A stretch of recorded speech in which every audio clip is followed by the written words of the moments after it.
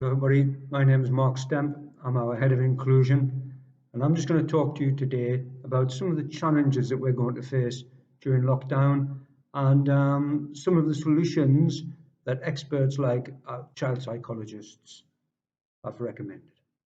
So nothing new here, just some reminders, I think, about the things that most of us are doing most of the time. I hope you find some of this useful. One of the things that we don't often think about children is that they are lonely. And what I would say is that at this time, they certainly will be lonely and they're going to need our help and support to get through this challenging period. Good bit of news here, though, is that children are immensely resilient and, and they will adapt and change at a rate that always astonishes us, doesn't it? So all of a sudden then we've got this necessary evil, this computer screen, which has become the classroom. And I think we all know that that's not a good thing. And that sitting at the computer all day has lots and lots of adverse effects. So for all of us, whatever it is, get them up and get them away from the computer screen as often as you can. And now I'm going to contradict myself from the last slide. One of the things that we all have to do, of course, is keep in touch with friends and family, and that's a challenge when we can't go and see them. So, of course, we have to do that through things like Teams and Zoom.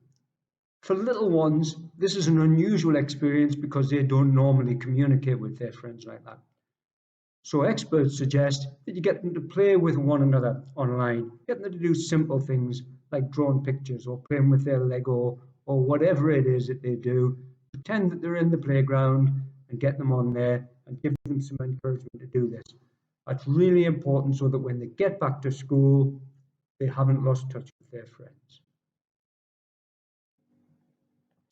Sadly, this isn't going to go away, is it? And it won't be stopped by the coronavirus.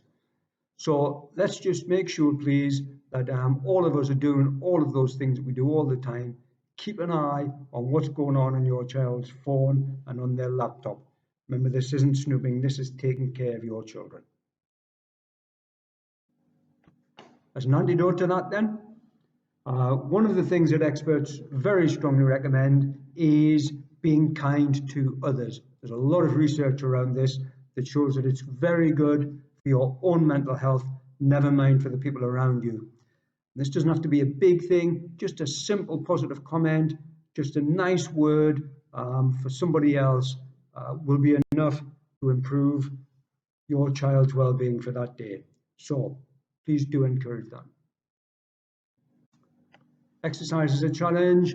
Joe Wicks is doing his best with his PE, and lots of us, I think, have taken up yoga or whatever it is. So just encourage your child as much as you can with this. Take part whenever you can find the spare millisecond, if you manage to get one in your busy day, to join in. And it doesn't have to be long periods of 20 or 30 minutes, 5 minutes here and there, throwing a ball across the apartment or whatever it is. Just encourage them.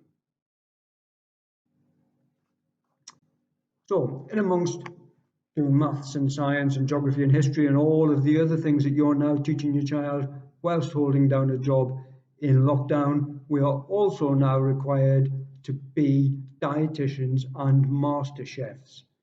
This is a good thing, though, isn't it?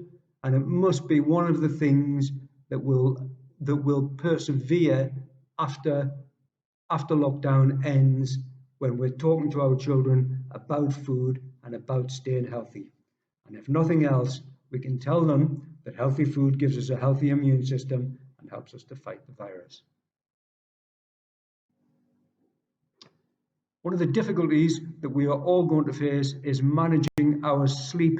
We've still got a long time left in this remote learning period, and sleep, of course, is crucial to our emotional well-being and to our success at school.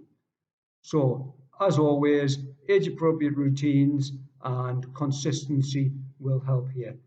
And for our older children, remember that the experts really, really recommend now that you leave your mobile phone outside of the bedroom. No electronic devices at all in the bedroom is very, very well researched recommendation now. Schools are good at doing this, at building in little mini breaks so that you're not in the same position for long periods of time. This can be physically standing up and moving around and should be on a regular basis, but it can be other things as well, so they can remain on task but do a different sort of task. So if they're doing maths, then you can challenge them to draw a picture to explain what they're doing, or get them to do the graph in the middle of the task instead of at the end, so that it's all mixed up.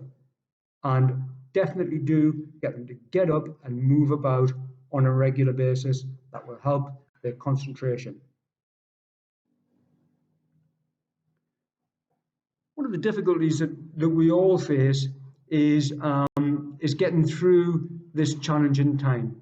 For us as adults, that's slightly easier because we know that we've been through challenging times in our life.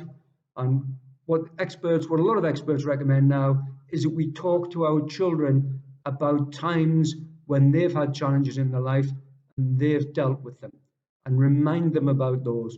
So whatever it was, if they were being bullied, if they found a piece of work really difficult and they managed it, they got through that period, then remind them about that activity.